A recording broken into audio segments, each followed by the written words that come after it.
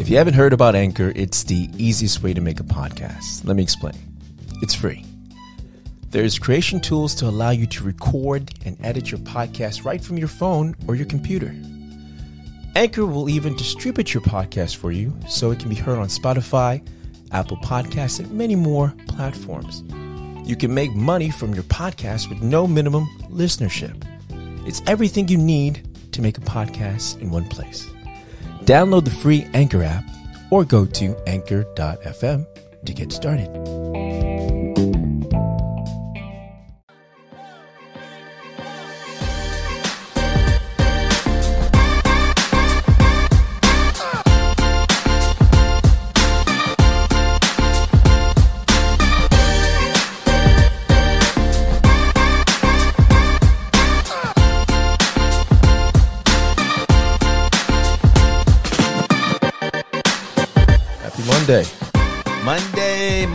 Monday. Happy Monday, Bro-RantZ family. Glad to be here.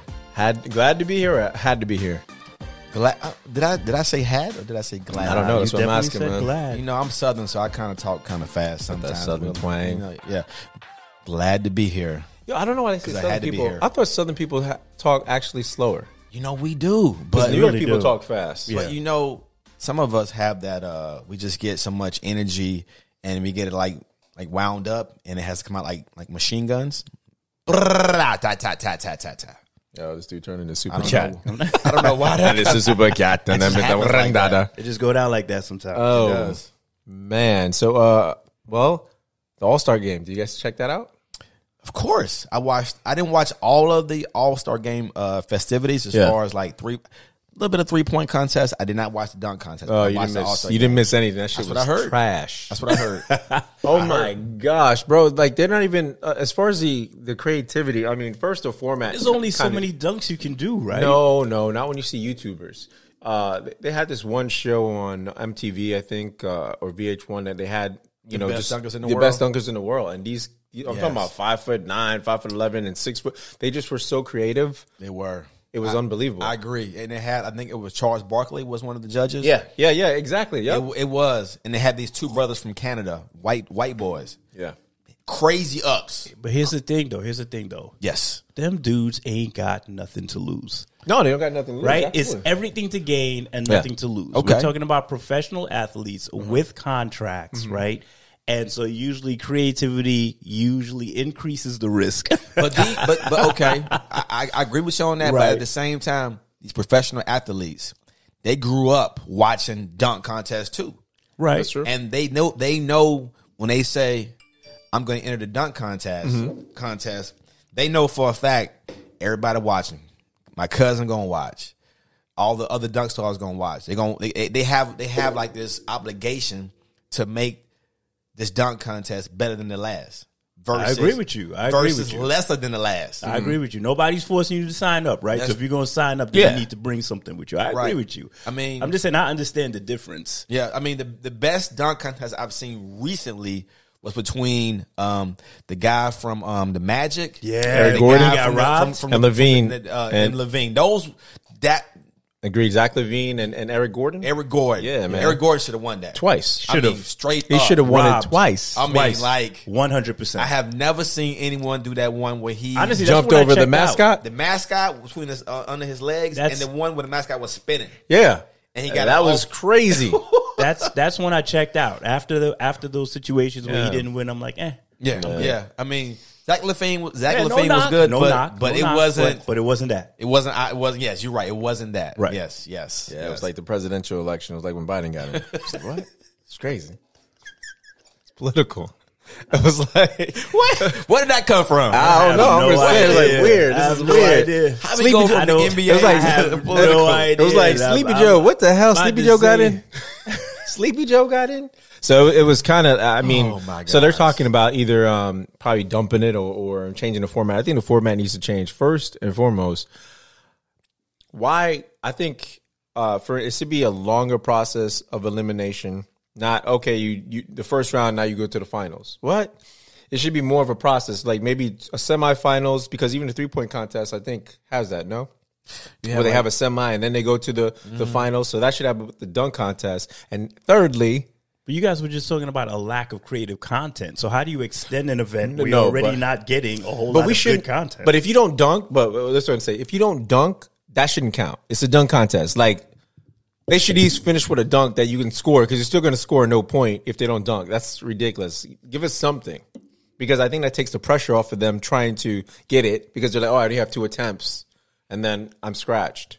So I think, to be honest, I think that you're going to have some years it's going to be bad, because, it's almost like like a draft, or like any games or any seasons. Some years you have great years, some years you have bad years. It's almost like your life. Your life is like a cycle, right? Some years you have great years, some years you got bad years. It's just, I think, like, this happens to be just a down year, and with dunks. It sounds like you guys want like the halftime show where you got the people run out the tunnel and jump off the trampoline and dunk. That's what it sounds like.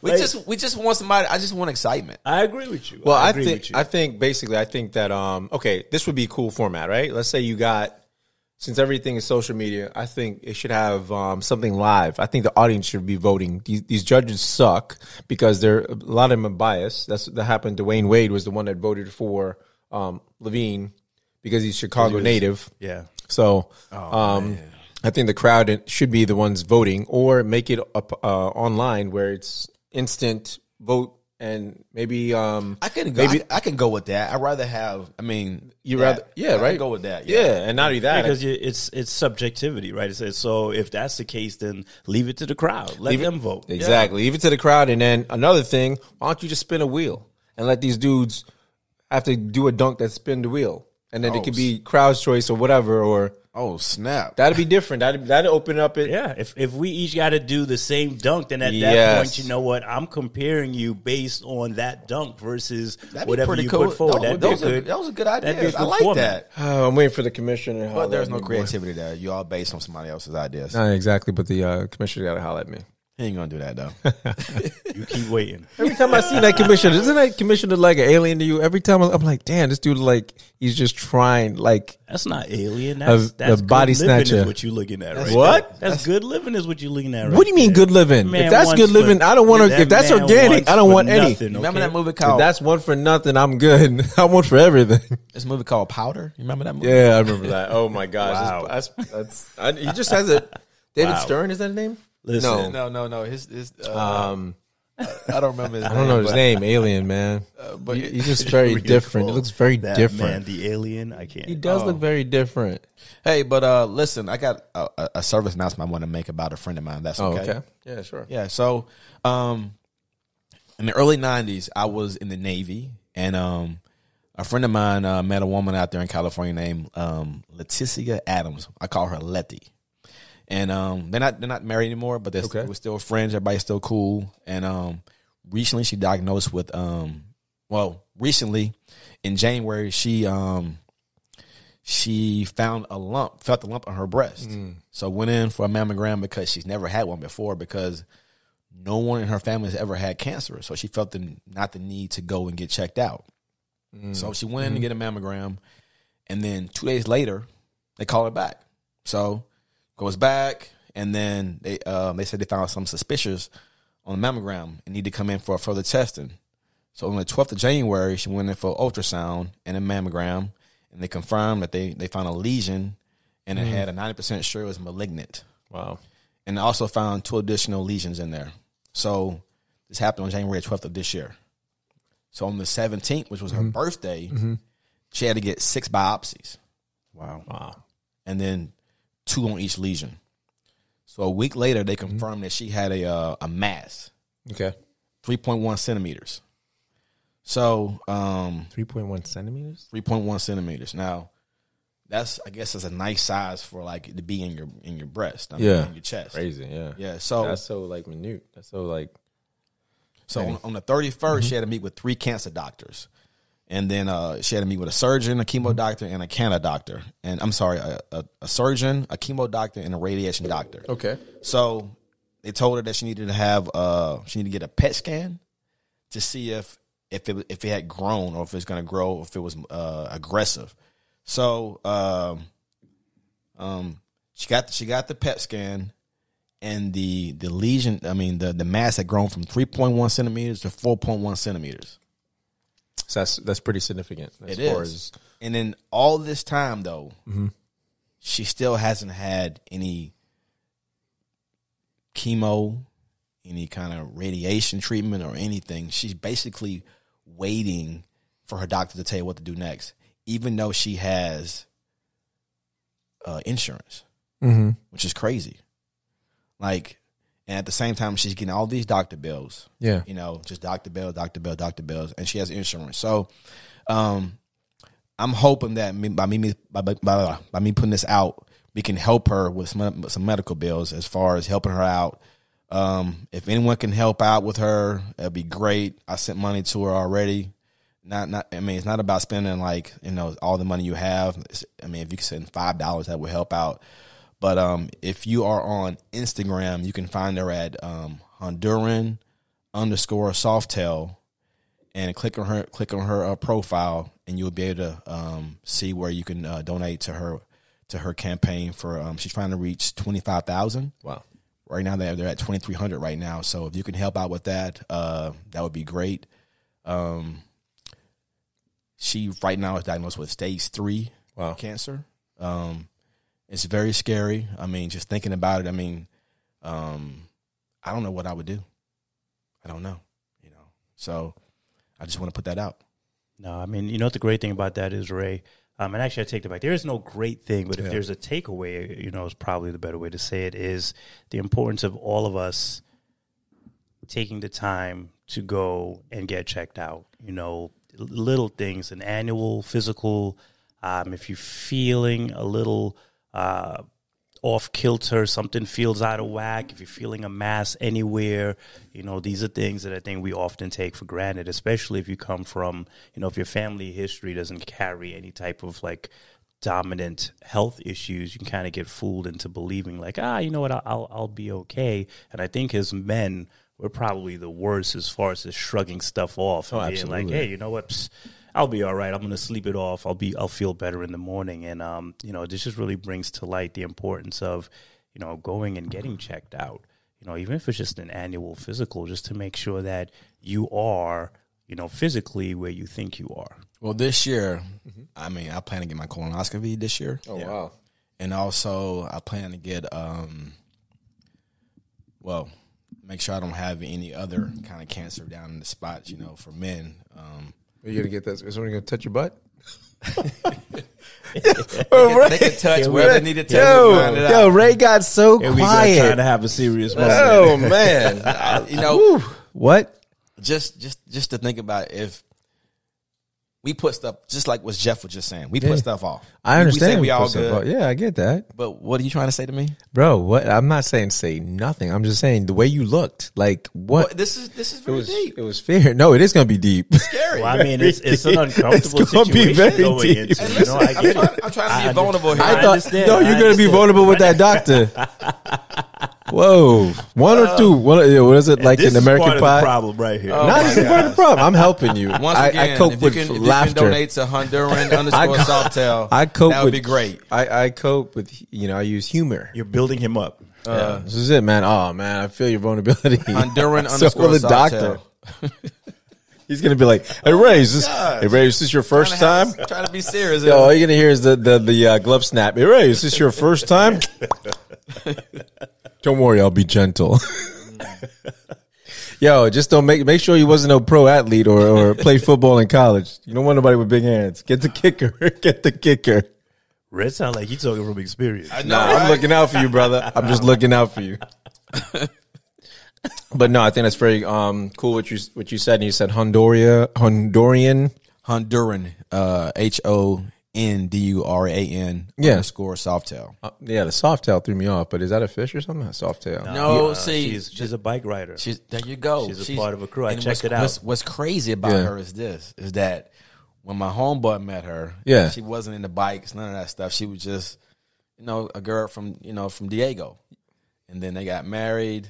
And then, boom, they got divorced, and time went on. But now she's into bikes. It's almost like, if y'all met me later on, like another 5-10 years, and I was out there, on the golf course. No. If I was a florist. Oh, I got you. It's that extreme. Yeah, it's almost. Well, that's the other side of the spectrum. I got you. Yeah, it was like, whoa, Letty, you all right? Her IG page is actually pretty dope. Like you can see, this is somebody that lives life. You know, she's kind of like out there doing her thing. You know, and when you check out, man, when you go to her page and check out her bike is badass. It is, man. It is badass. And her sisters used to be crazy. Well, I'm sorry. We used to have fun. Zepeda family. I'm sorry. We used to have a lot of fun. Y'all went crazy. We just nah. You got to get. This is an adult podcast, man. We're men. Ray stepped in it. It's no PG. What's up? You guys are crazy. What? They didn't call me Ray. They called me JT. Why? Yeah. Why is this JT reference? We gonna get the story what's up with JT, bro? Because it's just. I don't even know. Does Justin Timberlake? We get somebody from the family to call into the Bro-RantZ podcast and break bread with us, so we can find out the history of JT. It was just something out there in California. But they still in California, right? So they could bring some of that Cali love over on this side, share with us. They might be able to, but JT was out in Cali. All right. And as soon as I left Cali, JT left. He died. He was. Did you trademark it? You should trademark it before Justin Timberlake. Because I don't know. Both of you got JT. Maybe he ain't dead. Maybe he just retired. No, he needs to be dead. He needs. Nah, it's like that. Okay. That boy was wild. Yeah, we definitely need to get some backstory on that. Then I tell you one backstory on her sisters though. So I would go hang out with Letty's sisters, Arceli and Rena. Yeah, and we go to the club or whatever, and they go do their thing. And I'd be like, I'll be over here. You know, y'all go do y'all. Look, so I'm in the club with them and downtown San Diego, and I'm talking to this girl or whatever, and then all of a sudden you see a fight break out, right? So I turn around, I'm shielding the girl like, hey, watch out, be careful, step back, right? Yeah. And I'm seeing girls fighting, right? I said, what are the chances that's going to be Rena and Arceli? So I go over there, and it's them. They beating up these girls, right? And security yakking them up, right? And I see shoes everywhere. They're like, yeah, JT, get my shoe, JT. Get my shoe. We're going to get these girls up in here. I'm like, whoa, what's going on? So they was about business. So wait, for real. Wait, hold up. Let me get this straight. Yo, do I want to know what JT was in his crew? Because, anytime a girl is like, yo, get my shoes. Get my earrings. Yo, you say you was in Cali too? Where is it, San Francisco? I need more on San Diego, JT. Yo, I need more. I don't think San Diego. I don't know, Jeff. This shit sounds suspect. JT. It sounds like JT got stories to share. Oh my God. No, this sounds suspect, Jeff. Life lessons going because girls don't go like this to the homeboys and say, yo, hold my earrings, give my shoe. No, they was already on the ground. Oh, okay. They was scrapping. JT get the car. Was in the corner spitting game, and next thing he knew, he was like, yo, we about to go handle business. Just grab our stuff. They was always ready though. Those girls, like, for real. The Zepedas, all four of them, they was always ready. But they was real cool people, though. Gotcha. Yeah. Cool, okay. But, we're sending love and blessings and just healing energy from Florida out to your homegirl. Don't forget to go check out her page, support if you can. Listen, we're all going through some type of plight or problem. Every little bit helps. Every little bit of support, every little, financial donation. It could be $2, that $2 and the thought, man, you'll be surprised. That'll take you a long ways. Mm. Absolutely. Well said, Joe. Well said. Well said. And I'll be praying for Raymond and his procedure. Hope the colonoscopy goes well, and I hope the other thing goes well too, buddy. Just make sure they use the KY jelly. Oh man, like I said, just make sure the homeboy don't have the big hands. We're gonna have to if you're still feeling vulnerable and willing to share, you need to come back and just share your stories so we can kind of break the taboo, because I feel like especially in our community, there's just such a taboo about sometimes things that are needed to prolong your own well-being, to keep you here for your family and your loved ones. Yeah. So if you're up for it, whenever you get that done, whenever you're no longer sore, come in and we'll talk about it. So speaking of guys, so we had talked about Bob Saget maybe a couple weeks ago, right? We did. Yeah. And that's when we had the speculation. We didn't know. We said it was somewhat to do with the head trauma. We didn't know the severity of the head trauma. Mm-hmm. So recently, it came out that the severity of it. It was several fractures on his head that actually went to the front of his scalp, from the side to the front, right? That he had blood buildup underneath the eye, one of the eyes. I don't know which side of it was, but it was almost compared to him falling down 20, 30 feet or being hit with a baseball bat. That's how the severity of it. And they called it like a subarachnoid hemorrhage. Yeah. Bleeding in the space surrounding the brain. Mm-hmm. Weird terminology. Very, very weird. And Jeff was saying he felt it was some foul play that was involved. But they said no drugs and alcohol were involved. Yeah, exactly. I don't, man, getting back to it, I don't think, I just really think coming home, like driving, going to a hotel, checking in, and if you don't put towels or anything on that floor, man, if you take a shower, I think you're in the danger zone, that you can literally, at the right velocity, you can damage your skull. Because they were saying too, other experts said, hey, if you hit this right, with the force and impact, it'll splinter. It'll make several fractures because it's like an egg. You hit it perfectly, and then crack it. You'll have veins come out, basically, like little cracks come out that'll look like multiple fractures over time, but it's literally one accident that actually did it. But freak accidents do happen. Yeah, exactly. I mean, and like he's what? How old was he? Was he 65? 65. 65 years old. So, yeah. I mean, like he isn't the most probably athletic person, or Absolutely. like had great feet. So I mean, it's very possible something could have happened where it was just an accident, but it looks from if you want to, you can make anything in your mind look a certain way if it looks different than what you perceive. Absolutely, yeah. So if we're digging for something, and we want to find something, we can always say, well, it looks like this, but it actually just could have been slip and fall. Yeah, I mean, it could be, and that's what the story is. Like you said, when you're trying to make a story out of something, sometimes you don't need a whole lot of details. You don't. I just think it's very shocking because, and maybe you're right, maybe because he was such a high profile figure, there's more interest in it, especially this seemed to be a somewhat healthy man. I think a lot of people grew up on him or was familiar with his comedy. And then, you kind of hear about them finding him and, everybody's minds take you in a different direction. And then, the details come out and you hear stuff like injuries to the back, right, and front of his skull. Like you said, Reg, some doctors are comparing it to the equivalent of a 20 to 30 foot fall or like a baseball bat being taken to the head. Yep. And again, these are details that comes out. And then, the other thing too is, you mentioned initially when we did the timing of it seemed off, right? But we don't really know what all goes into an investigation or what the appropriate time frame is. But then you have it followed up with the family, basically filing a suit here stating that, look, they kind of want to keep the information confidential, which I understand, and I think a lot of it is based around the pictures. Yes. I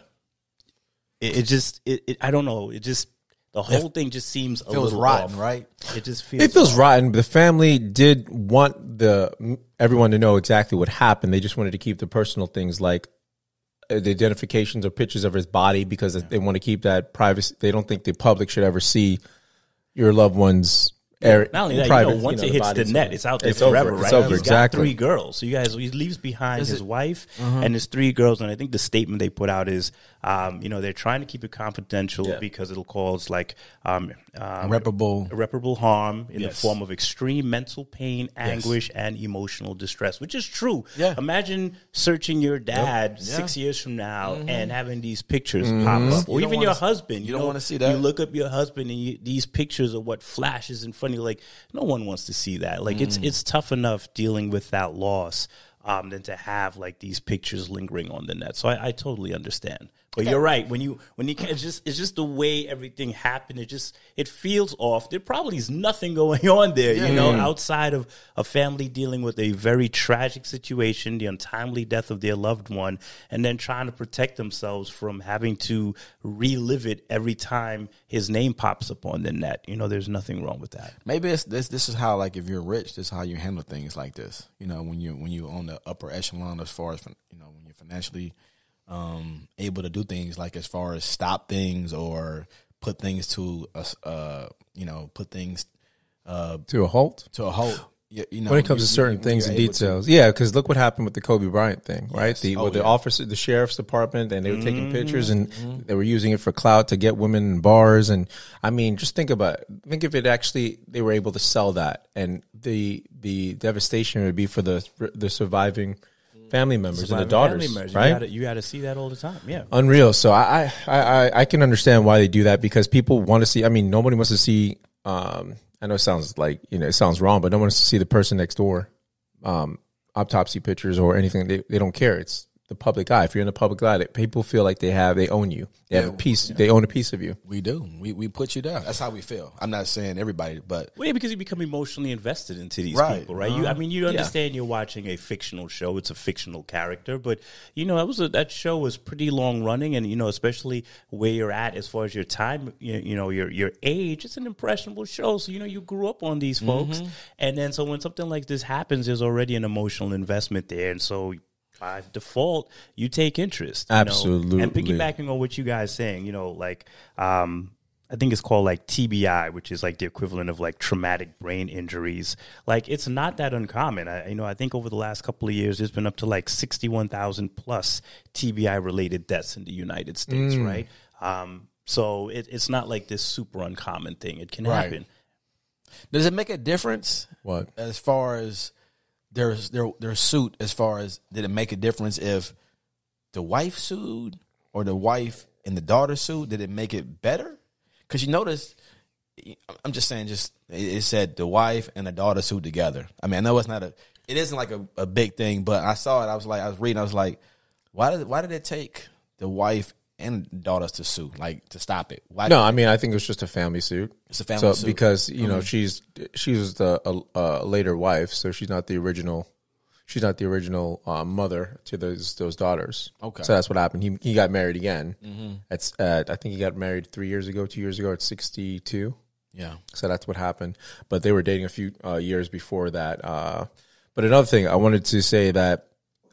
They had someone in Union County, a guy named Stephen Peak, and he experienced something similar to what happened to Bob, but he actually survived it. So he accidentally fell and bumped his head, and he said he didn't think it was a life-threatening situation. And then he said all of a sudden, and this was getting out of the shower on July 7, 2021, he said Peak fall caused his brain to shift 9 millimeters to the right. The accident resulted in a brain bleed followed by seizures, a stroke, and required brain surgery.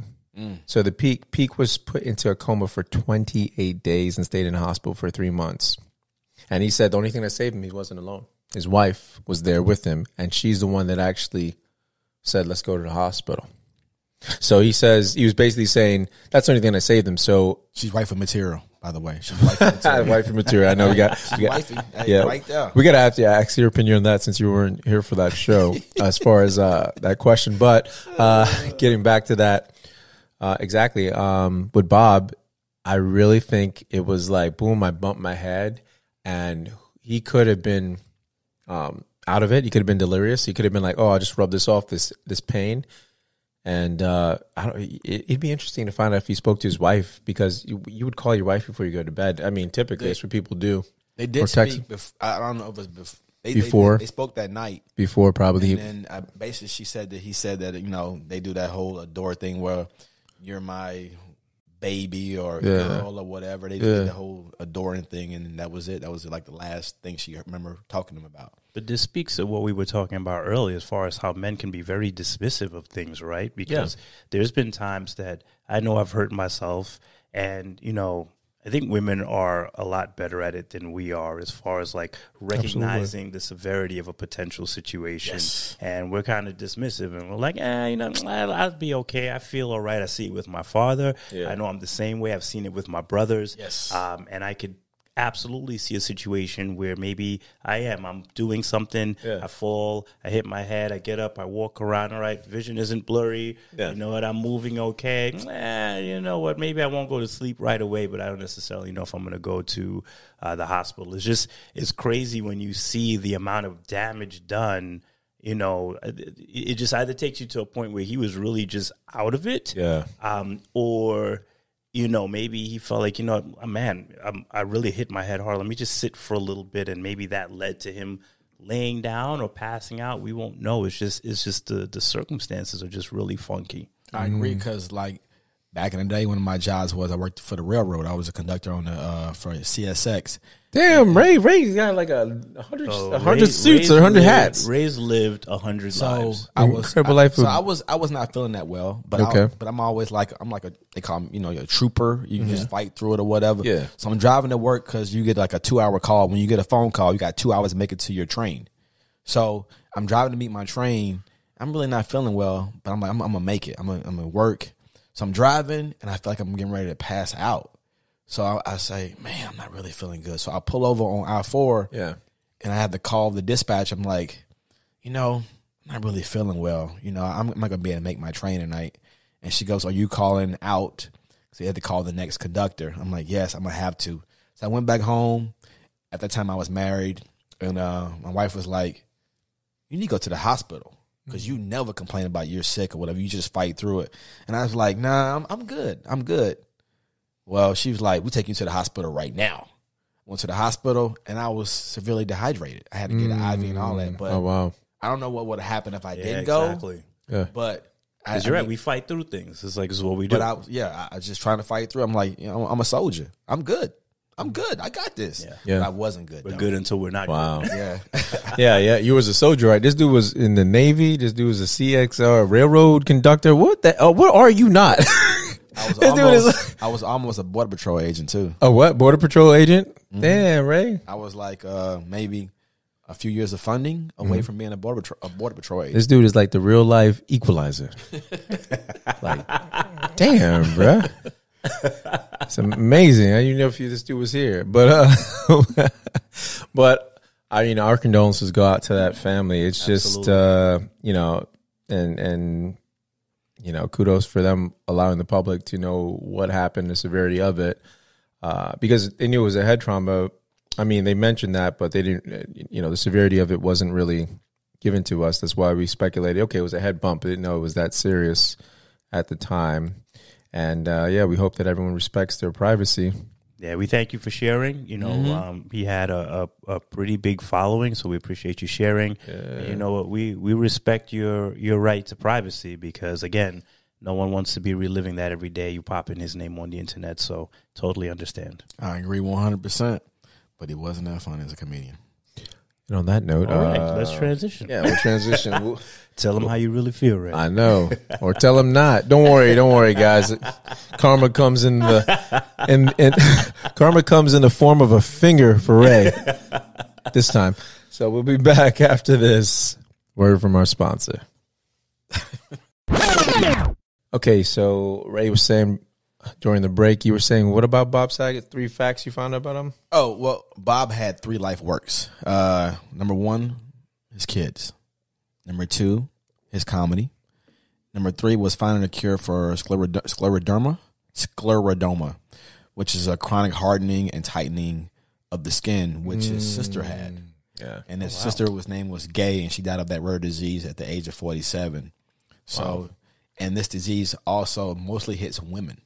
Which is really weird. That is weird. If I looked at some pictures of it, it makes you look like it hardens your skin and makes your face where it squints in, and you kind of have a buck teeth look almost in a sense. Really? It just makes you it tightens so much where you just start seeing your teeth, and it's so bad, and it can make your hands like claws, like you got claws or like talons. Wow, that sounds painful. It is. It's bad, and it's just a horrible disease, and it's incurable.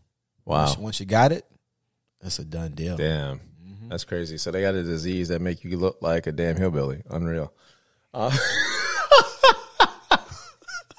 I'm sorry, I couldn't miss that one. So Jeff, where are you going? On to the next one. Let's go. All right, Bro-RantZ family. So, a couple of months ago, we touched on what was at the time just, plastered all across the news and social media, which was the disappearance of Gabby Petito. And at that time, Brian Laundrie who was her boyfriend, was, I think in a lot of people's minds, the number one suspect. So, just as a quick recap, basically, he was sought in Gabby Petito's disappearance and death. At that time, the couple was on a cross-country trip when Petito, a 22-year-old Long Island native, went missing, and Laundrie returned home in her van without her on September 1st, at which point her remains were later found in Wyoming on a campground, which was on the 19th. At that time, we covered it, and I think we had varying opinions on what was going on. Well, I say me. Because I think you and Ray were pretty much like, he did it. Oh, yeah, he did it. And I was like, well, listen, our justice system is based on, you're innocent until proven guilty. That's on TV. The thing is, the police had him in custody to let him go. The FBI was involved. He was rolling around. People was outside of his parents' home. Jeff, I want you to be my investigator. If anything, all I know is this: Jeff will buy me time. If Reggie went on a trip with Kate, right, and then they went on some kind of trip or whatever, and Reggie come home without Kate, and I asked Reggie, "Where Kate at, Reg?" And Reggie's like, "I don't know. I think she out there still." Yeah, exactly. Out where? Yeah, she wanted to stay longer in the tent. She wanted to stay out the wilderness. Hey, Reggie, it's been 2 weeks. Have you heard from Kate yet? No, he said they got into a fight and he left. With her van. With her van. I mean, come on, dude. Listen, I get it. All I'm saying, I never said he wasn't a number one suspect. That was never my argument. My only argument was everybody was ready to put him in jail. And then they hire an attorney at the same day he got back or something. Yeah, they hired. Well, I mean, you have to do that, bro. They that went just makes camping. sense to me. I don't know. If you're accused of something, is it if you have the financial means? Is it your first rule of thumb going to be to get legal representation? I don't know, man. I mean, how many people? That's like guilt, bro. Here's where things go wrong, right? Go ahead. People put themselves in situations where they say something that's true. Whether it's accurate or not, it ends up putting them in a bind. So if you have the means, in this case, for legal representation, then Jeff, I'm not mad at. I never view that as in a this form case. of guilt. I think especially as brown men, we know how this system works, and how many of us would be in a different place if they had legal representation. No. In this case, no. Let me tell you. I'll tell you where we'd be. Even if we got pulled over and she was crying hysterically, she'd be alive because we would be in the jail. But in this case, my thing is, if you don't know, you're still going to give up some type of information so these people can track down the last part, the last whereabouts you guys were seen. You're the last person that seen her. You actually flew back down, did something with your storage, and flew back up and then brought the van down because you left her for a few days to come back home to Florida, and then came back and then drove the van down. You're the last person to see her. You guys on a cross-country trip together. In this case, no, Jeff. If you got a lawyer, the 911 call was crazy too. And though. here's the thing: what you guys are missing is I 100% agree with you. I never said he wasn't a suspect. I never said he wasn't the prime suspect. But when you get suckered into forming an opinion without having all the facts, it's a slippery slope, and that's a slope that I choose not to go down. So until I have all the information, I'm not accusing anybody of anything, especially because I've seen it done to my kind for so long that I'm just wired differently. So that's just me. So I never said he wasn't that dude. I just said that, until we have all the information, I'm not ready to put the man under the jail. You came home out your wife, and you had to own the car that y'all have. Dude, there's been plenty of times that I've left my wife somewhere and my wife has left me because in that instant. But she come home in a week? But here's the thing. In that instance, sometimes you need to separate because you understand, nothing good is going to come from us remaining in the same space. But I bet we could call your wife and say, wait. You could call her right now. I know we could call her right now. She would have been all right. I just didn't know Jeff was a dirty laundry. I thought you was Bro-RantZ. I didn't know he was dirty. I'm just saying. I didn't know you knew laundry and you guys played pool together, Jeff. Dude got his back. I know Brian was your boy. This man was in the cusp of law enforcement, local as well as federal, and they let him go. So clearly there wasn't enough information. With everything that we knew at that time, there still wasn't enough for them to hold him. I think we probably just needed better laws. That's all that was. I think our laws probably, I don't know what the laws were where he was able to get away like that. But I think there's some kind of way the laws that we have for that situation didn't help. I think, to be honest, I don't know what the laws were, but you have a right to the attorney. You have a right not to speak to. Yeah, anything you say can be done and used against you in the court of law. Like, I was right. That's what I just feel like people have been arrested for less. Well, ultimately, you know, and he had all that leeway. I think they should have been able to bring him in for questioning with the lawyer. Like, hey, to some degree. I think he did bring him in for questioning. No, he never went in. I think he did. I don't think he ever spoke. I think his lawyer. I think the lawyer spoke on his behalf, and he never spoke to the police. I think the lawyer would. I think the lawyer was corresponding with the sheriff's department or the law enforcement. I don't think he ever saw them. I could be wrong. But that's where your legal representation comes in, though. But that's what I'm saying. It should have been something where he can, whatever. What do I know? I'm just saying, like what Ray's saying. That's the game. See, that's the game of the system. If you have the means, yes, you can move differently than when you don't. And that's have how the system. And that's why this. And that's why this situation was basically. Like all the things, all the way you guys feel about things not going the way it should have, you know what, is really due to the way the system is designed. Ultimately, the system is, everybody thinks, a lot of people think the system is beautiful. I don't think the system. I think the system has been broken. On what side? I think the system. Been your personal experiences with the system. And I think the system is just terrible. I think it's one-sided. I mean, ultimately on October 20th, they found his remains. It was discovered on the 25,000-acre Carlton Reserve, which is right by his parents' home, the same area and space that had been searched a couple of times, if I remember correctly. The argument is, or what's being said is it wasn't found because initially his body was believed to be submerged up to like 3 feet of water, in the swamp for an extended period of time. But, I guess once that water subsided a little bit, they were able to find some remains. And based on that, they were able to confirm that it was him. It looks like he took his own life. It was a self-inflicted gunshot wound to the head, which caused extensive fractures to his skull. And they even found a notepad. He refused to cooperate with the police, though. He did. He refused. See, I told you. Yeah, he never spoke to them. Yeah. And but here's the deal: you could only refuse if they don't have enough to bring you in. That's what I'm saying. But they don't have enough. I mean, it boils down to what is it? What do you call it? The prosecutor. Is it that person? What do you call it? He was listed as a suspect, a person of interest. Right, a person of interest. The DA, right? The district attorney is the one that makes that call, right? Yeah. Uh-huh. So I think the severity of it, they should have brought him. They kept calling him a person of interest weeks, and it was just that so played out. They wanted to gather more incriminating information before they really wanted to bring him in. They didn't want to bring him in before they had all the information. That's what they were waiting to build stuff on him. And he slipped away. Exactly, he slipped away, and he got out his way. So that's what happened. They was waiting to build on him, but he was able to be like, no. They gonna get me. Yo, the craziest thing. I was gonna say, he supposedly took responsibility for it in a notebook. They didn't say what it said, but he basically said that he killed her. About that is that book survived the swamp. This whole thing is funky to me. I told you guys that from day one, and I still feel this. Wasn't it the family? Super funky. The dad walked in there and grabbed the bag or something. It was like the family found the body. Wasn't the family found the remains? The whole thing is like, yo, it's Twilight Zone, dude. It's like, for all we know, he's with Biggie and Tupac in Cuba.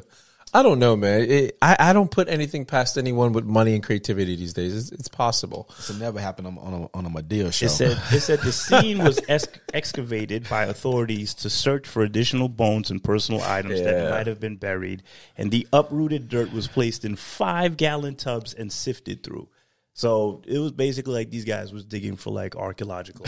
Gotcha, yeah. Pretty much. That's what was happening. That's crazy. To try and locate this, but they found the book, his notebook, intact because I think it was in a dry bag. So everything. I'm sorry. Yeah. Well, I think you do that as a hitchhiker, right? I mean, as someone that hitchhikes or goes on the trails and goes in the mountain, you put certain things in Ziploc bags to preserve them. So it's possible. But it's crazy how he he did old girl though. He blunt trauma, strangulation. Yeah. He must have been really mad at her. Like, Yeah. Didn't the parents take him there or knew he was there? Or Yeah, I mean, there were like vehicles that showed him either. Well, I don't know if it was going to a cabin, place reserve, where they saw him drop him off, and didn't see him leave, or there were just. And no, they knew the Mustang because the Mustang, was there, and then after they went to go pick it up, so they knew exactly where he was at because they went to go pick up the Mustang, and then they were worried, because probably they didn't hear from him and say, "Hey, we're worried he hasn't returned," and that's when they wanted to participate and help to cooperate with the police is when their kid was in danger now, which is karma, you know. You know the crazy thing about it, you know, not off topic, but I like to watch all these paranormal things on YouTube and whatnot. So this guy named Huff Paranormal, because this is when the Gabby Huff. Yeah, Huff Paranormal. He does spirit boards or spirit boxes where you basically he gets and synthesizes the voices of whatever he's got. Let's say he's got Gabby Petito, he's got Bob Saget. He'll take their voice thing and put it in there, so when the spirit comes and talks, it's talking with their voice. What's a spirit box? It's just that you hook it up with frequencies, and the spirits are able to communicate with the radio frequencies. So they're able to verbalize. You have a recording of a voice? No, they record his voice, and it's able to pick out it's able to respond with the voice sound, with the sound of the voice. Okay. You know, you make the spirit box, Ray. Damn it. Okay, I'm just trying to. Ray be after some. Ray, you watching some special stuff. No, but don't make Ray sound like the special one here. You but check this out. Off topic here, right? I'm trying to follow. No, you're good. But Ray, they create the spirit box. But the crazy thing about it is this bastard. I'm over here super confused. You, at least you asking questions. I'm like, I'm out on this one. No, but listen. So what happened is he basically was with the Petito thing. He was like, he was right, because he was like, he talked. This is before he even came out. He was like, Gabby's dead, and I was like, this is right before they found her, and she was like, what? He was like, she was like, I can't breathe, choke, basically saying she got killed, and said Brian killed her. So the voice came out. I mean, I can play the video and everything, show you guys. I'm good. And then the other thing, it was like Brian. She was like, where's Brian? They couldn't find Brian. She was like, Brian's dead. He's here. And then it was crazy. This is all before any of this shit came out. So the thing about it is, a month ago, I can play this for you guys. I mean, we can really react to this. A month ago, they were like, he had Bob Saget trying to figure out what Bob Saget was before they even said anything. He was like, head. I hit my head. That's what it came out. And he goes, no, Bob, I think you died from a heart attack. And he was like, no, he goes, no, I've fallen bad. And he was like, okay, Bob, I don't think that's it. And literally, he went back, I looked, and I saw it. I was like, oh shit, this was a month ago. And it confirmed that it was head trauma. If I'm following you correctly, are you saying that the person on the Huff show, Huff Paranormal was having a conversation with a spiritual box? Back and forth. Well, having a conversation with a spirit. The deceased for the use of the box as the form of communication. So there are necromancers. The what? They're necromancers. Is that what it is? I don't know. What the hell is that? I thought it was a person. I used to. No. He doesn't speak to the dead. He doesn't speak. He speaks to the dead, but no. Not like Edward.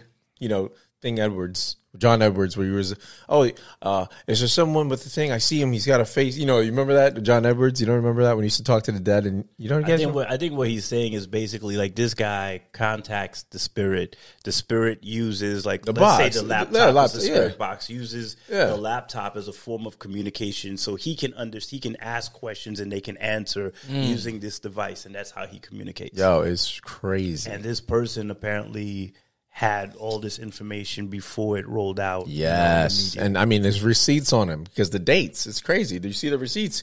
And he was like, yo, and when they came out with Gabby Petito, he was like, I'm going to wait. He played it and literally confirmed exactly what the coroner said about her. Let's get him on the show. Well, let's attempt to. Okay. Let's attempt to get him on the show. All right, let's do that. That'd be pretty cool. But I didn't say the dude did voodoo. I didn't say it is. Hey, yeah. He believes in God. We still believe in we're the wacky. I do. I do. I think that'll be a pretty cool interview. Guest on the show, and who knows? I mean, you can have him speak to someone you want to speak to. Contact someone Close to In you. a sense, isn't what that lady in Rhode Island used to do? The fake? I heard she's fake. Dude, I was watching. What lady in Rhode Island? Remember with the big hair, blonde, Yeah, short. I know you're talking She'd about. have the nails. Oh my gosh, I can't remember her name. I know you're talking about Rhode Island psychic. What is her name? I know. I was just watching. Wasn't she famous? Yeah, she was famous. I mean, she still is. She just went through a divorce like 2 years ago. she didn't know she couldn't see that. And then there was another dude, a younger He guy. talks to the dead. He kind of did the same thing, and he was dead to doing her? it for the for the stars for a little bit. Oh yeah, I remember that Hollywood psychic. Yeah, something like that. Yeah. Little young boy, Younger guy. Yeah. Yeah, there was one that talked to Robin Thicke's father. What's his name? Robin Thicke's father From Family Ties. No, from Growing Pains. Robin Thicke's father? Alan Thicke? Alan Thicke. So he had an interview. He was talking about one of his dead family members. So this one sidekick was talking to him that's seated dead. And he was like, something here. He's like, there's something here. He goes, is anything wrong with your heart? He was like, no. He's like, you should go check in, go check out. This is like a month, 2 months before his death, before he got the heart attack. He was like, you need, go to the doctor, go check his, he didn't listen and didn't do it. But he was like, I feel like there's something here that you need to check out. He was like, you need to take your heart, check your health seriously. He said, no, I'm fine. I end up dying. So I think there are some true clairvoyants, and I think there are some fake ones. People that just go off a generalization, like, they fill you out because they used to say that this, whoever has an M and an F, like they generalize it when they talk to people a certain age. They're like, because back in the 50s, it was either M or J's. They were picking out Michael or John. So it's between M and J. You know anyone that died? Yeah, my grandfather. Oh, yeah. Did he have heart? Because they pick out the most noticeable thing, heart problems. Yeah, so that's what they do. They basically, lead you. Yeah, back in the day, man, I used to go to this church in Ormond Beach, big super church, and we used to live in Palm Coast back then, and we used to have people over from the church, and there was this one couple used to come over, and the husband always claimed he was the prophet, right? Oh, okay. So so when they used to come over, I used to always be like, please. Don't bring the prophet. Don't leave me with him. There's always that guy. There's always that one. Don't leave me alone with the prophet, okay? Oh my gosh! And so for some reason, women always dip off, and now it's me and him 1-on-1. And he's like, "Brother Raymond, oh my gosh, let me prophesy." Very intense too, right? Intense, dude. Really, right? I always say, "Oh, my kids, they fighting. I'll be right back. Hang on." Oh my gosh! I would go and lock the door. Bro, that is hilarious. No, but speaking of, remember that one I told you that was at the rock shop at the outlets? That was real accurate. So he just picked up and came to me and talked to me. He was like, yeah, he told me, and you bought some stuff from him. I didn't buy anything from him. You did. No, not some from him. Charms and crystals. Well, no, I did buy some crystals till I found out those things are devil worship. I was like, yo, God was like, I looked at the Bible, like, you should be worshiping no crystals. I was like, God damn, this thing was $50. He came home with a bag full of stuff. I was like, this thing was $50. I can't throw this away, Father. Crystals. I was like, I can't throw this away, Father. He prophesied. But he did. It was not his shop, but I'm saying he was pretty good. Even Kate can attest, and the girls. We were like, I don't remember what it was verbatim. Yeah, but I do remember the excitement. Reggie came home. I said, "Yo, we should have this dude on the show." I was like, "Okay, Reggie, he got you, huh?" Okay. No, we should have some psychic on the show. I'm all for that. You know what I mean? I'm all for that. I get the huff, the huff. Like he's like Puff. Huff paranormal. I'm a respectful believer of a lot of things. I believe in the afterlife. I believe in spirits. I believe in aliens. I believe in that stuff. I believe in aliens we had too. The best one on the show one time, really? Who? Didn't we? Kelly. I wasn't here for Kelly. I guess we just have silence. So she was a great guest. So Jeff, what do you believe the aliens are? Yo, somewhere she's sitting like this. 1 finger, 2 finger. She's waiting for that procedure. She want me to check out. Girl, I wasn't here. I don't know. I don't know either, man. Unexplained. Respect. Wasn't me. What were you saying about aliens? What do you believe aliens are? What do you think they are? I'll tell you what my belief is. What do I believe aliens are? I believe that they are another intelligent life form. And the information I believe is there. I think there's already been contact. I just don't believe it's been shared with us. And as to where these aliens stay. That I might be a little skewed on. I know some people believe in different dimensions. I know some people believe in space travel. I mean, all of it may be true, but I truly believe that, you know, we are not the only intelligent life, you know, in this solar system. I agree. What about you? Who do you believe aliens are? What is your theory? Well, someone gave me an interesting theory. Okay. It was pretty cool. It's sort of off what Chef said as far as interdimension, but it's us in the future. I thought that when I was younger. And we come back and we're like trying to find how we are now. I thought that as well. I thought that as well when I was fifth grade. It sounds so cool, but I really don't know. I thought in the fifth grade, oh yeah, we would keep evolving because we'll get balder and we don't need the thing for appearance because we'll be more intellectual, so we'll be with the mind. But the way the world is going, I don't see that being the case. I really think the fallen angels, because they've been around since the ancient Egyptians. If you see some of the hieroglyphics and they show that they're, you know, their ships and whatnot, I believe they're fallen angels. You think? I think they are fallen angels. You think aliens are fallen angels? I think they're fallen angels because we put God in this box, right? So it's crazy because when you're younger, you're like, oh yeah, this technology, you know, you think, but you got to remember those are the ancient times, right? So if we're in this time right now, think about 100 years from now, people will be talking about us like this was the ancient times. Right. Right? Okay. So wouldn't God be all technology in a sense? Spiritual technology, everything. He should be. Because they were saying the chariots into the sky. I forgot what was it. Not Jacob. Who was it? That it was his chariots in the sky that in the Bible reference and the spinning circle that came and picked up. What was it? Isaiah? I can't remember the name. And it just has this reference of it. Where's that prophet at when we need him? I know we do need him. So I think the aliens are fallen angels, man, and I think the technology.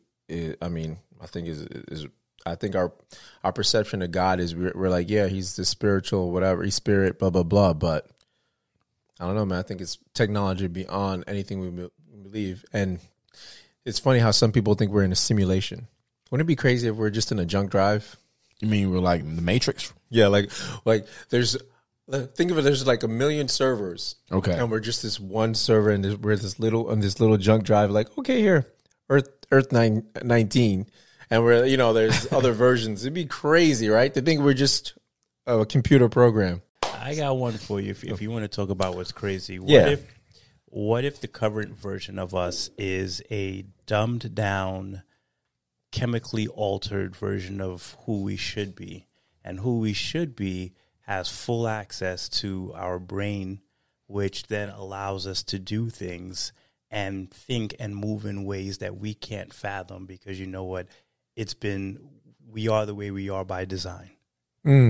That's a good point. Almost like a parallel, like the parallel universe. What if like, let's take it out. I'll take it a step further. What if, like, let's say the elite, the top 1%, harbors all knowledge and information of who we are and what we could be, and for the sake of power and control, has created a system that dumbs us down.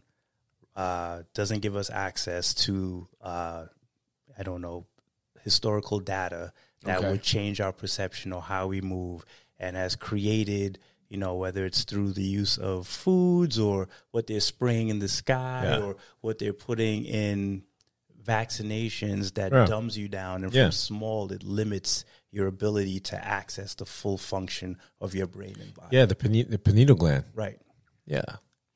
These are just random things I think about. No, I think about it all the time, yeah. I think so. You know what, like, on the side, my goal one day is to, like, create, like, a show or, like, a running series. So I'm always, like, putting together thoughts and ideas on what that storyline looks like, and you know, so, but it's just something I was thinking about. You remember there was a show, a movie, and it made it to a show where, like, it was the movie was Bradley Cooper. Yeah, Limitless. Limitless. Ah, yeah. You take that pill and you get full access. Yeah, that was so crazy. And then towards the end, he was able where he didn't need the pill anymore, but he was able to meet Robert De Niro as whoever he was trying to like push him to do something wrong, push him to do his bidding. But he was so advanced in his brain that he was able to see. That he's getting ready to have a heart attack. Remember at the very end? I can't remember how it went, but I saw it not so long ago. Because he was so movie. Because he had advanced so much. He was able to predict the future, which was crazy. So listen to what you guys were saying. It made me think of that movie. Yeah. And also a movie with Jet Li called The One. Where you remember The One. That was you're version of yourself. And the more you kill him, the more you become stronger and wiser and faster. And so it's kind of like the same concept of Highlander. Have you ever seen Highlander? Old school train with the swords as you kill him, right? Yeah. Highlander. Yeah. Can only be one. Sorry, Bro-RantZ family. We went down a whole side road. That's a rabbit hole for sure. How we roll. No, I think to be fair, Red started it. Well, speaking of, no, I think the Area 51. I think they're, like I said, I think it's true because and they've even had recent things come out that said that did happen, or the Greys or whatever. There's certain different species of aliens they claim because the advancement of where we were to now is ridiculous, and I think that we've been, like you said, dumbed down. That they've created this smartphone that's really the dumb phone. So it takes everything from you, and you've literally become a dumber version of yourself with these smartphones. So true. I remember I used to know all my numbers. Yep. Yo, exactly. Yes. I only know names. Distraction. Exactly. Names. I don't. Unreal. It's so crazy, bro. The fact that you used to be able to type and text. Okay. So the predictive keyboard has fucked things up. I mean, not only that autocorrection is just terrible because it has a mind of itself and it makes you sound stupid here and there, but the fact that it's taken away grammatical errors, or it's actually spelled for you that you can't, now when it doesn't want to turn on, you're like, well, when are you going to kick in? You know what I'm saying? Yeah. We do. And you've lost the simplicity. You've become so simple-minded that you can no longer have this critical thinking or have these skill sets you used to have as far as spelling. And what's another thing that has dumbed us down from these smartphones? And I that Elon Musk said it too. He says, "Hey, I think," he goes, "right now they were like, hey, can you get a chip in someone and help them to Yeah, he was talking almost about like limitless. that. Yeah, almost like be limitless. Yes. He was like, listen, he says, we're already cyborgs, so you guys don't, like, where do you go without your phone? Nowhere. Right. And if you leave, leave your phone, you panic. Dude, we remember life without phones, right? It's crazy that they're babies that have tablets and stuff, and this is literally an addiction. These generations will never know. We'll never understand the concept of, like, at this point, that phone is a body part. Yeah, it's a body part, and not only that, necessity. Yes, before we used to be like, yo, that thing is a luxury. We're like, yo, it's not. We used to be like, hey, my friend has a phone. I have daughters, so I would be like, hey, my friend has. I'm like, yeah, this is when it was just coming. I'm like, yeah, you're 9 years old. You're not gonna have a phone. That sounds ridiculous. Come now. They will never understand phone plans for $40 for 30 minutes for the month, or 25 cents per text, or nights and weekends only. Nights and weekends only. Crazy. Like, what is that? Exactly. What crazy or a beeper. That? What's that? What's a beeper? Ultimately, Reg, convenience may be our downfall. Absolutely. Our push, the strive to continue to just simplify things And the truth is, it's weird, right? And I think that's the trade-off with any science advancement is like, okay, well, there's always going to be a cultural impact. And so as we find ways to make things even easier, because I think that's the ultimate goal, right? As people is we want as much of our time back as possible. And so as you continue to create ways to make our lives easier, to simplify things, to remove the burden of thought, it potentially dumbs you down. And, it does. And ultimately, we may find ourselves at a place where the pursuit of convenience turns out to be our demise. Yeah. And I think one of the things I find the scariest is like AI. And it's not on some like, voodoo, bad, fire, burn, witchcraft. It's not even that, because I think AI can be a huge, huge help. Not just for the everyday, but as far as, future ventures. Yeah. Again, though, like anything, it's about who's in control, the intent, and ultimately where we start is that where we finish. Because anytime you give life to something, I think we can speak from personal experience. You may have birthed your children and you may have had a plan for them, but guess what? Does that plan always go the way you saw it? Definitely does. No, and that's true of any time you give anything consciousness. Like it's going to carve its own path. So I think that's one of the things I think about. Yeah, it's maybe I've been watching too much Terminator. Kind of like how I don't think Facebook started out to be the way it is. Right. The way it is now. It was more of just liking. people. Well, it was like a way a for people college to, app. well, yeah, college app, a way for, that was definitely a college app. And the way it is now is a totally different beast. The thing is, does Facebook really still carry? Like, is it still the dominant app? I'd be curious as far as where it is. I think it depends on as the far age. as where it measures up against like IG or Snapchat I think or it depends. TikTok. I think it depends on. I think number one right now is TikTok, right? I think, but Which is IG Chinese owned, yeah, right? exactly. That's why they tried to. I think they were like trying to ban that. Was it Trump And because Facebook of that? and IG Are the same. They are own the same. Yeah, They own it, so they bought that. Everybody don't. Well, I mean, I know everybody watches TikTok though, crazily. Yeah, it's crazy. What it's really, these things are, people talk about attention spans. Mm-hmm. These things are doing something with us biologically that we're not even noticing. They're giving us these highs that I think is affecting us on levels we don't even understand right now, because it's too early to see the results of the damages of it now, right? There's tests. I followed a couple of doctors. They're doing real-time tests on the impact that it's having on people. So it's having these impacts. Like I'm saying, you're getting all this little tiny gratification so quickly that in the real world, when you're with your family or whatever, I remember my attention span was amazing. So watching these YouTube shorts and everything, and you get these little, you get these little nuggets or whatever, trying to come up with topics or whatever, but you get these little nuggets and go through.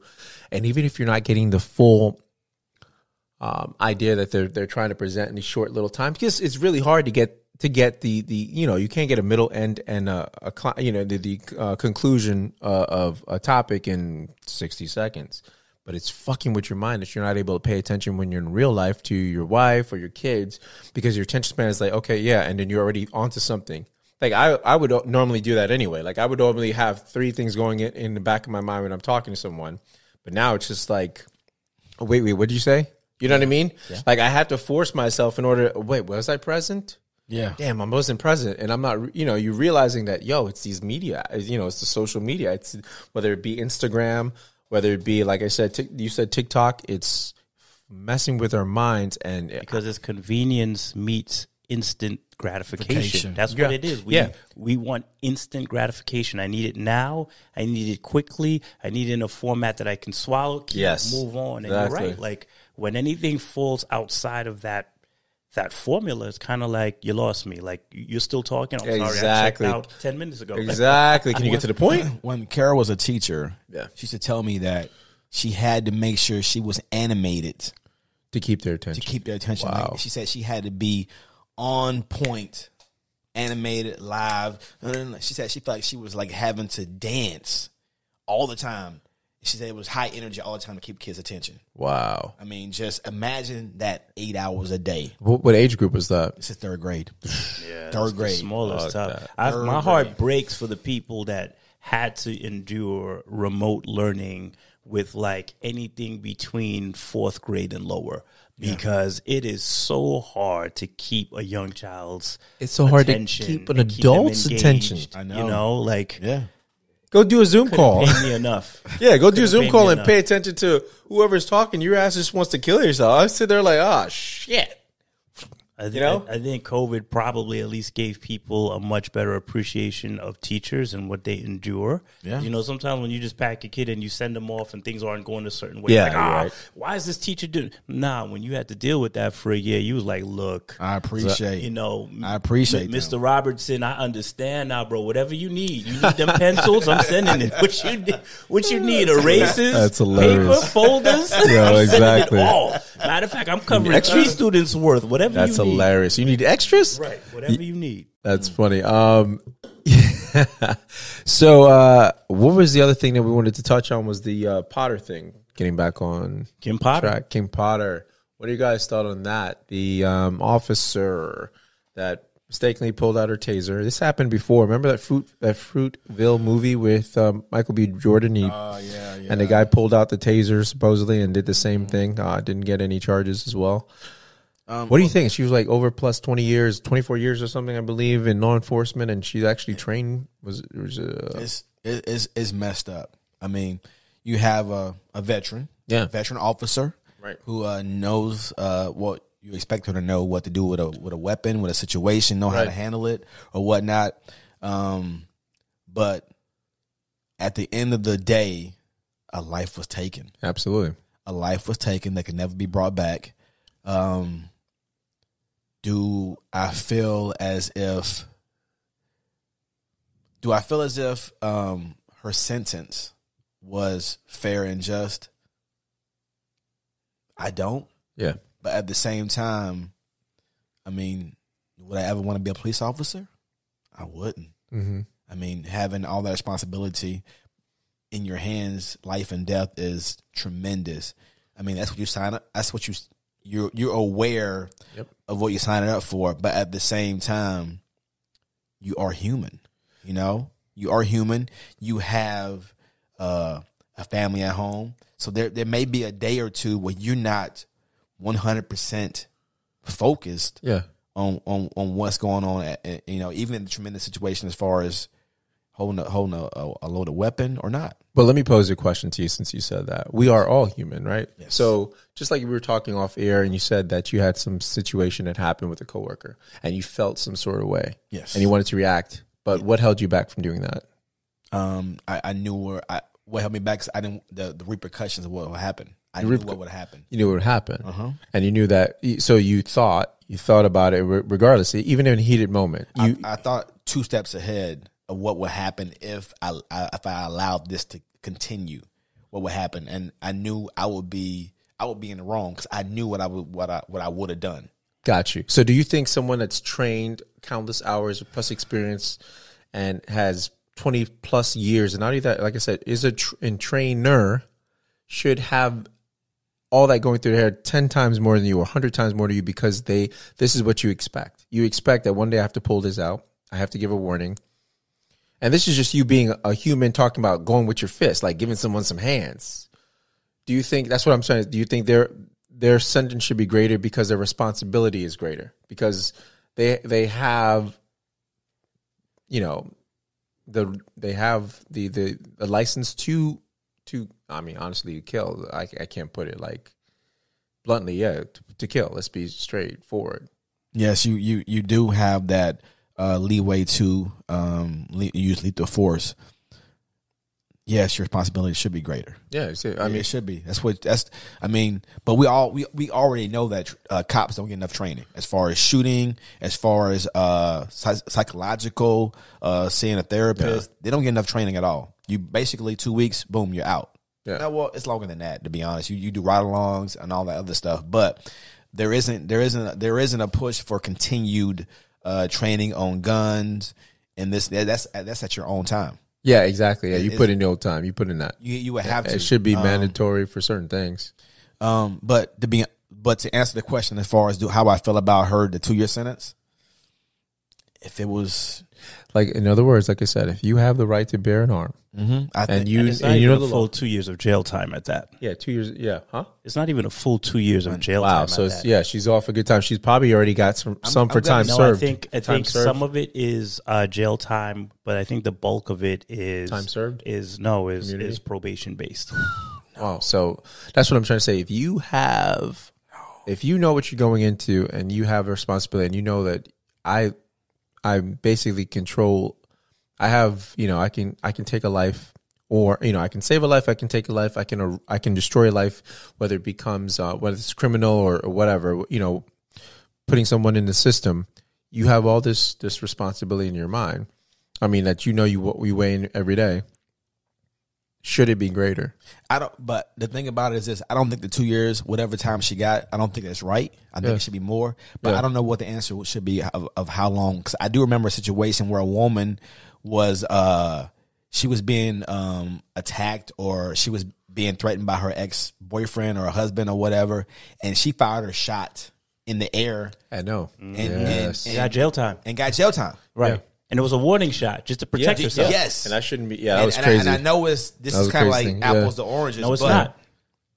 No, it's not. But I'm just. And that was a warning shot. That's crazy. It was a warning shot, and no one died. But no one died, but she in jail. Crazy. Yeah. Crazy. Absolutely. So no, she should get more time, but I don't know how much time to give. I don't. Well, I didn't ask like how much, but it should be more time. You're saying we agree that it should be more time, especially because it wasn't a life and death situation. Yes. You didn't pull it out to protect yourself from. Right. You basically did it to stop the subject from leaving the scene, a car. And so, it's tough. Jeff, what is your thoughts on that? As far as, do you think it's enough time? Do you think there should be greater time? Or you think because she's a police officer, we know that you have a lot of responsibility, but with that responsibility, should the sentence be greater because of that? Well, I read something that really struck me, and I wanted to share it. And this actually came from civil rights attorney Ben Crump. That guy? And he basically said, look, there are black people in prison serving greater time for selling marijuana. Mm-hmm. And that's not just true of black people. There are people, right, in prison serving Hispanics, greater time for White selling people. marijuana, which is legal in most states. These people are serving more time than this police officer for killing this young man. And then you know what he goes on to say, that the judge's comments at sentencing showed a clear absence of compassion for the victim in this tragedy and were devastating to the family. He felt like Judge Chu's comments about Potter resembled that more of a job recommendation and not that of a senseless and preventable death of a promising life. Wow. And I feel like Judge Chu was in a tough spot, right? Because she is there to administer justice, right? Yes. She is there to determine that the sentence matches with the crime. Mm-hmm. And in my opinion, I don't feel like she did a great job doing that. Here's the deal. I don't know Miss Potter, and I don't assume to know her. Mm-hmm. I agree with you. Shit happens. We're human, and I don't care how much of a trained professional you are. Sometimes shit just happens. You don't know what was going on, what was on her mind. Mm-hmm. She's got family issues, personal issues. Things are escalating. Sometimes we all notice you're working and your mind isn't there because you're on autopilot. When you've done something long enough, you can do most of your job sometimes on autopilot. And it's not until like you come across something new or something pops off, you lock all the way in. So this very well may have been an accident. I'm not saying that race had anything to do with it. I'm not saying that Ms. Potter is, a racist in any way. But I do feel like because she has the training, because this is something, this is a profession. Here's the rub. People always say, oh, well, you know what? We have to protect our police. They protect us. Yeah. I agree with that, right? But I think what we also forget is no one forced you to go become a cop. Yeah, that's true. When you take on this profession, you wasn't drafted. You take it on by choice. Yes. You take it on understanding the hazards, the challenges, and the delicate balance that comes with administering justice and being a servant of the people. You understand that. Mm-hmm. So, you understand the financial rewards in it. And you understand the financial rewards, the perks. You understand the pros and the cons that comes with wearing that uniform and that badge. And I never take away the strain and the mental warfare that sometimes plays with being in that job, because you know what? Every call can sometimes be your last, and so you have to protect yourself first while finding that delicate balance of administering the law and justice while trying to protect yourself. So I get all of that, but I'm tired of taking this default position of like, we have to protect our police because our police protect us. Yes, we do. But guess what? The same way we have an obligation to protect them, they signed on to protect us. It is a job, and it is a job that you take on by choice. So if you do not perform admirably in your job, then you know what, there's got to be a consequence. And I'm not saying that this one moment should define her entire career. I just don't agree with the judge's sentence. And I'm gonna circle back to where I started. I know the judge was in a tough spot because she's there, she's seeing both sides. But you know what? Ultimately, this family has lost their son. Yep. This man's child will not grow up with him in their life. and it was all over a escalated traffic stop where there was no sign of weapon. Are you kidding me? Like, and I'm pretty sure when she woke up that day, she never once thought like, okay, well, my badge is going to buy me my freedom. Or even if I do this now, like, you know what, I'm going to get off. I'm pretty sure even with this reduced sentence, she's not looking forward to spending a minimum of 16 months in prison. Imagine like, yeah, she got off, but that's still 16 months that she's got to spend in prison. I don't know about you guys. I don't want to spend a day, let alone, you know, damn near a year and a half followed up by probation. So I know it's not going to be a hop and a skip in the park for her, but you're right, Ray. What the answer is, I don't know, but I just felt like this was the wrong message, and the judge sent the wrong message. Even if maybe it was a longer term with, I don't know, maybe more probation attached to it. I think it is tough when you say somebody's life is worth 2 years. 2 years, yes, for a traffic stop. Yeah, that's gone wrong. Yeah. By a professional that's been in the field that long. Like, it's weird. Like, the same thing that she was, you know, like he said, like she almost like spoke to her career and how long she's been doing it. So in one breath, it's like, yeah, you can't erase that 20-something years of service, but then shouldn't we also be looking at that 20-something years of service for something that went so tragically left? Yeah. Like, where's the balance? Yeah. I mean, and like they say, where there's, what I'm not a fan of is if there's a corrupt police officer or an officer or someone in law enforcement that actually has so many bad claims and stuff like that, they, to me, shouldn't be able to, if they get fired, go on the street and still remain a cop. If they have things that are brought against them for planting evidence or complaints or having bias against a certain ethnic group, then they shouldn't be they shouldn't be any type of position of power. You shouldn't be able to quit and go down the street. No, you should lose your certification of being a cop. Correct. Period. Because you're a walking liability. And if you or I fuck up on little things, our job is over.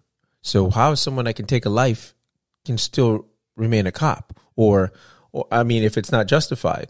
I mean, I don't know what happened. I'll be curious. I don't know if she'll necessarily be able to remain a cop after this, because now she's technically being charged with a felony. Right? No. I'm not her. I'm just saying as far in general. In general, when crimes are committed, and like I said, all they do is, and they keep their pension. Let's quit. That way they don't lose their pension. There's certain things, man, and it's, you know, it's a brotherhood. I understand that, but at the end of the day, man, you guys, you serve the public, and you forget that. I mean, I think there's there's a huge power trip that I've seen where it's an intimidation to speak to certain officers. You know, you don't want to call a cop because you're afraid that the cop is going to judge you. He's going to talk down to you. He's going to make you feel stupid, or he's going to say he feels threatened by you. You know, and I'll put this in. You know, I've stayed off this topic before. So when Nick and I did the show before, he wanted to talk about cops, and he couldn't understand why we have to train our children. Who is Nick again? Nick? Oh, Nick. Nick. He was on the podcast. He was one of the first. He was like, you know, he can understand why we get nervous when a cop pulls us over and we keep our hands on the steering wheel. He was like, but why? Why you act nervous? Because I'm afraid. Oh, you don't think your nervousness makes him? I said, Nick, you don't understand unless you're in a situation. You can sit there and have a verbal argument with the cop. When I do it, it's disrespectful and seem like I'm being aggressive. But you can do it, and then all of a sudden I do it. And I'm being cursed at and asked probably to come out of the car so I can be handcuffed for a simple ticket. You can say, write me my damn ticket. I got to go. I'm late. I have to be like, do you know why I'm speeding? No, no, sir. Where you headed? Oh, sir, I got to give him everything. He'll ask you, oh, hey man, you're speeding. Can you slow down? He might give you a ticket or whatnot. But at the end of the day, you don't have the thoughts I have because of the evidence, because of the statistics, because you're not seen as a threat. When the media has shown us as a threat, and that's all they've known is, okay, they sell drugs and whatever. If you wear a hoodie, you're this, you're that, okay, and there's their stereotype, then yeah. So when I get pulled over, I got to speak my best voice, put on my best performance, and be yes sir. You're on display. Yeah, exactly. But you can be, it's been a long day. Can I just get this ticket, man? Huh? What, were you in a rush? Yeah, I got to go pick up my kid. Can you give me the ticket, sir? Oh, okay. Sorry, didn't mean to do that, sir. Okay. All right, let me go get your ticket for you. I do that. It's, what? Are you know, I'm sorry, what? Are you talking back to me? Yeah.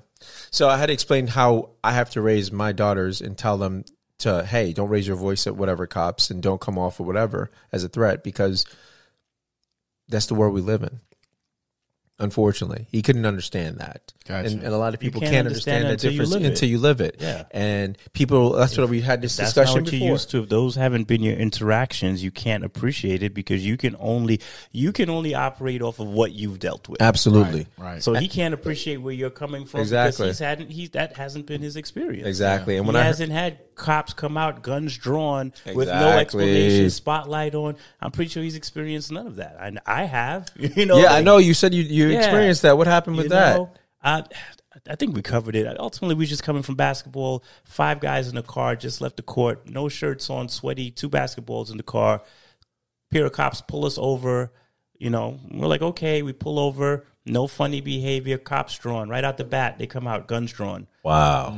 Tell us to put our hands up. I mean, yelling too, like, put your hands up. Put your hands where we can see him. Put your hands where we can see him. Put him on the dash. I mean, kept us in that position. There's 3 of us in the back, 2 of us in the front. It's like an old Oldsmobile. Hands up forward. They roll up to us, guns drawn. Wow. Mm-hmm. One of them stays there, guns pointed. Officer, what happened? What did we do? Basically, like, shut up. Keep your position. Okay. Crazy. They kept us there, no word of lie, like 10 plus minutes. And then finally, they're like, okay, you're good to go. Wow. And we're like, well, what happened? Oh, well, there was a robbery, and you guys you guys matched the description. Always. 5 dudes. Always. 1 white guy driving an Oldsmobile in shorts with 2 basketballs. That was the description we all filed under. So, you know, like, unless you've lived it, you can't appreciate it. So I understand why Nick had a problem, you know, grasping what you were saying. But I wanted to share something because there was something that, you know, Judge Regina Chu stated. I was going to try to find her video too and pull that sucker up. You know, resonated with me. Yeah. She says that I granted a significant downward departure does not in any way diminish Duante Wright's life. His life mattered. Is that not a slap in the face? Exactly. That I granted a significant downward departure does not in any way diminish Duante Wright's life. His life mattered. What does that even mean? That means the cop's life mattered more. I mean, because at the end of the day, it is it's a brotherhood. You got law enforcement. Law doesn't happen without law enforcement, right? To enforce it, right? Lawyers, judges, all that's it's a constant wheel. There are spokes in the wheel. So think about it from that perspective.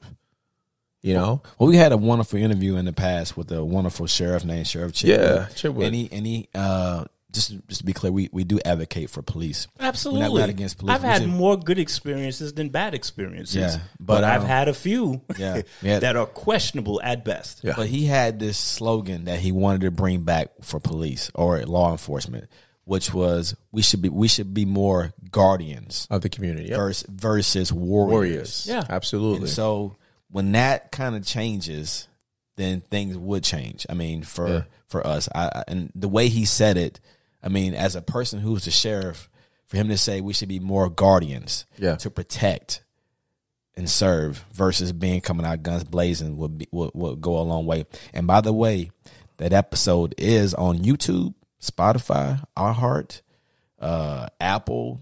You can find that on Anchor. So just let you guys know that's a previous episode that we've done before. Yeah, make sure you guys are subscribing to our platforms, man. Definitely. By the way, good, definitely. Yo, good plug, Ray. Ray's got a great memory. Very smooth with it today, boy.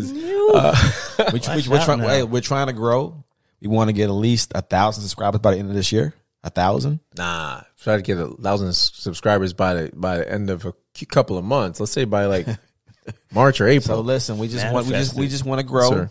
We want to grow this podcast. We want to grow. We want to be able to give you guys more content. We want to do you guys a service, okay? Because we're here for you. Absolutely. We're here for you. So Wait, can I piggyback on that? You know, guys, we up here, Bro-RantZ family. We're up here. We're talking a lot. You know, we share our personal experiences.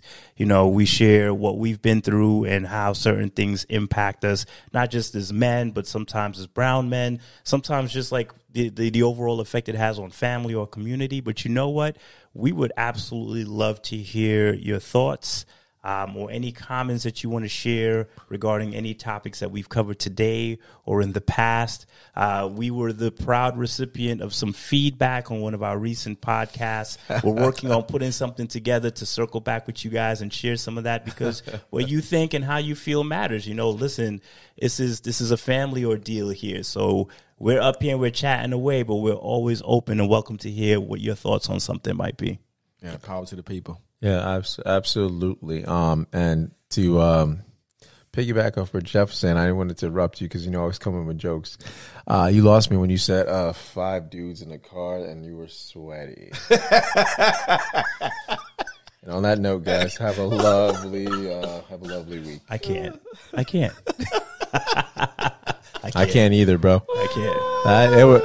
We got it. Some suspects over here just left the Boogie Nights. The what did you call that club in Orlando? Where's that club? Yeah, you know that. You know it. I don't know it. The Gentleman Club. I don't even know if they the Parliament House. Right?